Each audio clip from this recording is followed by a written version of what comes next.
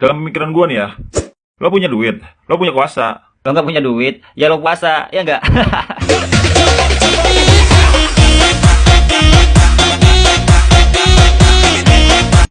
Gak gitu konsepnya, dengerin gue selesai ngomong dulu, Udin. Iya, maaf. Lanjut. Nih, dalam pemikiran gue, lo punya duit, lo punya kuasa nih. Nah, itu kesuksesan. Lo bisa lakuin apa aja. Kalau lo udah punya keduanya, punya kuasa, punya duit, aman hidup lo. Jika lo ngukur kesuksesan dari harta dan kekuasaan, coba cek lagi. Jangan-jangan panutan lo bukan Rasulullah, melainkan Korun dan Firaun.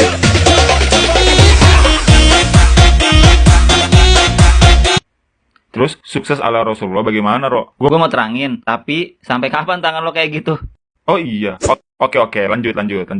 Jadi gini, Islam menggambarkan orang sukses sebagai orang yang memperoleh keberuntungan atau disebut dengan al-muflihun. Artinya, mereka lah yang mendapat petunjuk dari Tuhannya, dan mereka itulah orang-orang yang beruntung. Mereka yang beruntung adalah orang yang menjadi hamba Allah yang baik. Dalam Quran Surat Al-Baqarah ayat 5 dijelaskan, mereka lah yang mendapat petunjuk dari Tuhannya, dan mereka itulah orang-orang yang beruntung.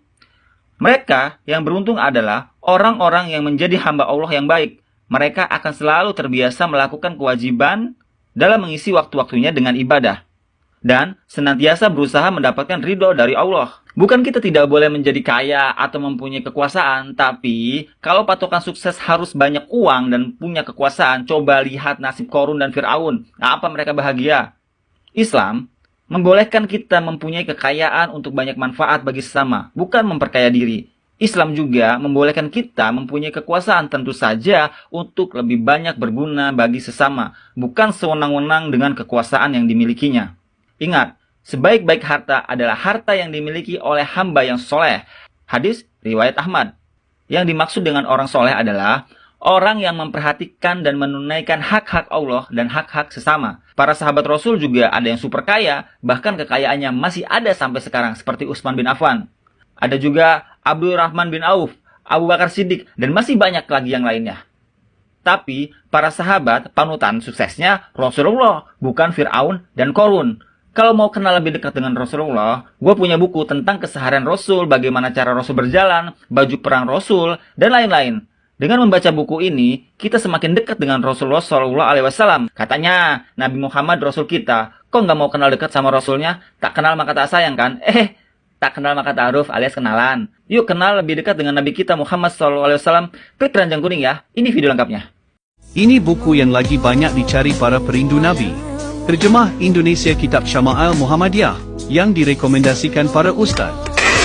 Ada namanya Syama'il Muhammadiyah, kumpulannya Imam At-Tirmidzi. Baca satu demi satu tentang sifat Nabi. Allah, kebayang. Lihat, Anda akan senyum-senyum sendiri. Lihat terus. Anda baca pun senyum. Nah, kalau Anda ingin tahu bagaimana cara kehidupan Nabi dari bangun tidur sampai tidur lagi, maka kitab yang paling baik untuk dibahas salah satunya ini Asy-Syama'il Al-Muhammadiyah. Wow, bener juga ya. Keren ini bukunya. Gue beli ya. Caranya gimana? Gampang. Caranya, lo tinggal klik keranjang kuning di video ini, tinggal order, udah ada tunggu di rumah. Bukunya sampai. Lo dapat bukunya, dapat ilmunya, manfaat ilmunya tambah dekat sama Allah dan Rasul. Namanya Asy-Syama'il Al-Muhammadiyah. Maka para perindu Nabi baca kitab ini. By the way, kalau kalian gimana nih? Klik keranjang kuning ya.